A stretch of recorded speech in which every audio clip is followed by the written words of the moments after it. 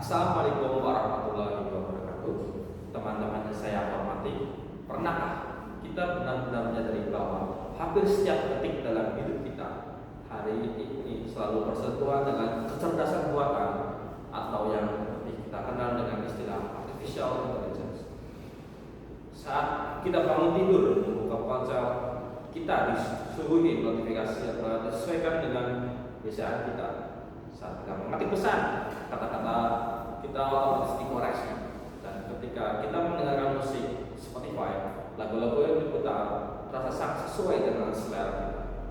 Bahkan ketika kita tersesat di jalan, Google Maps dengan cepat menunjukkan rute tercepat untuk mencapai tujuan. Semua itu bukan berarti secara kebetulan, melainkan hasil dari kecerdasan buatan yang bekerja di balik layar. Hal-hal tersebut sering kita anggap sebagai sesuatu yang biasa. Kita menggunakan setiap hari tanpa berpikir panjang. Padahal, sangatlah bukti nyata bahwa AI telah hadir dan menyatu dengan kehidupan manusia secara perlahan namun sangat kuat. Teman-teman sekalian, jika kita melihat dari sisi positif, kecerdasan buatan memberi dampak yang luar biasa besar bagi kehidupan manusia. AI membantu kita menyelesaikan pekerjaan dengan lebih cepat dan lebih efisien.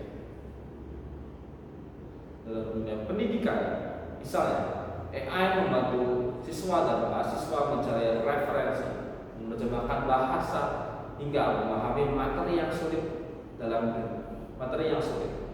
Dalam dunia kesehatan, AI digunakan untuk membantu dokter mendiagnosis penyakit dengan lebih akurat. Dan dalam dunia industri, AI mempercepat proses produksi dan meningkatkan kualitas produk. Dalam kehidupan sehari-hari, kita juga mengenal berbagai aset pintar seperti Siri, Alexa, dan Google Assistant. Dengan perintah suara saja, kita bisa mengatur alam, mencari informasi, memutar musik, dan bahkan menyalakan dan mematikan lampu di rumah.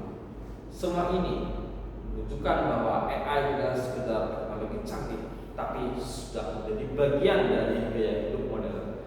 Selain itu, AI juga membantu dalam transportasi melalui sistem navigasi kendaraan pintar hingga pengaturan lalu lintas. Di bidang ekonomi, AI digunakan untuk menganalisis pasar, memprediksi tren, dan membantu pengambilan keputusan. Semua ini membuktikan bahwa kecerdasan buatan membawa banyak kemudahan dan manfaat bagi manusia. Namun, teman-teman, di balik kemudahan tersebut, kita tidak boleh menutup mata terhadap tantangan yang akan terjadi pada kita. Setiap kemajuan teknologi selalu membawa dua sisi, yakni sisi terang dan sisi gelap.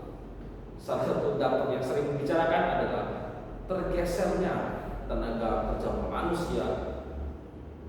Banyak pekerjaan yang dulu dilakukan oleh manusia dan ini digantikan oleh mesin dan sistem otomatis. Kasir di swalayan mulai digantikan oleh mesin, self check out, operator pabrik digantikan oleh robot, bahkan bidang jurnalistik kini sudah ada sistem yang mampu menulis berita secara otomatis. Perubahan ini menimbulkan kekhawatiran di tengah masyarakat, khususnya terkait meningkatnya angka pengangguran.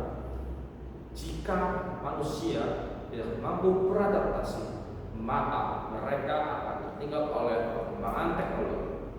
Inilah tantangan yang besar yang harus kita hadapi bersama.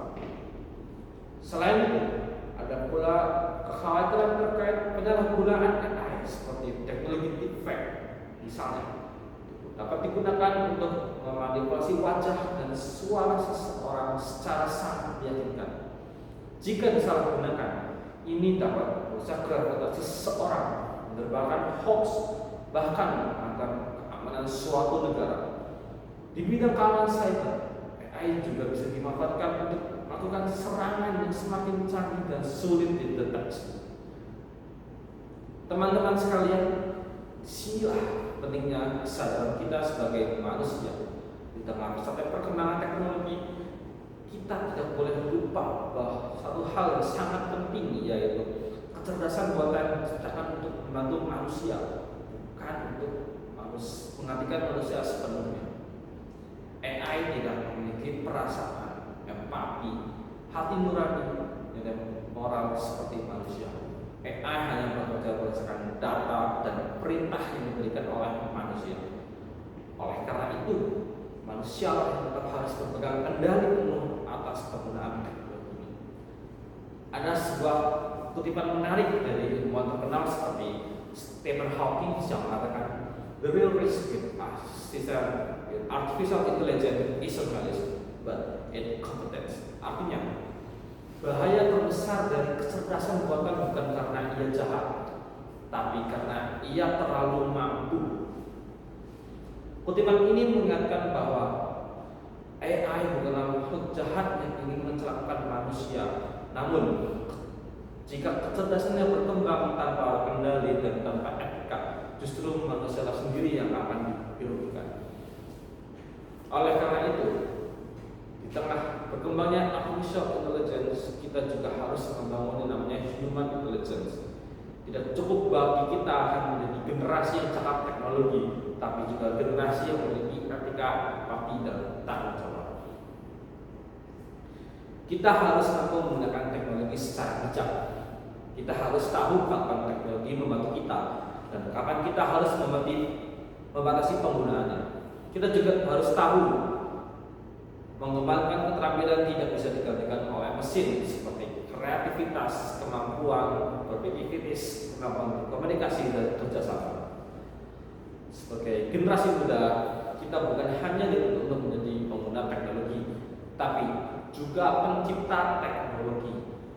Kita harus mampu memanfaatkan kecerdasan buatan bukan untuk merugikan orang lain, tapi untuk menciptakan solusi bagi permasalahan yang ada di masyarakat. Teman-teman saya banggakan, masa depan dunia ada di tangan kita. Kecerdasan buatan akan terus berkembang dan kita tidak bisa menghentikannya. Yang bisa kita lakukan adalah mempersiapkan diri kita agar tidak tertinggal oleh perkembangan tersebut. Jadikan AI sebagai alat untuk berkarya, bukan sebagai alat untuk bermalas-malasan. Jadi, jadikan teknologi sebagai sarana untuk membantu sesama, bukan hanya untuk menipu atau merugikan. Dengan begitu, kemajuan teknologi akan seiring dengan kemajuan nilai-nilai kemanusiaan. Akhir kata, marilah kita menjadi generasi yang cerdas dalam teknologi, namun tetap kuat dalam moral dan etika. Generasi yang mampu menguasai kecerdasan buatan tanpa menghilangkan jati diri sebagai manusia. Terima kasih atas perhatian teman-teman semuanya. Assalamualaikum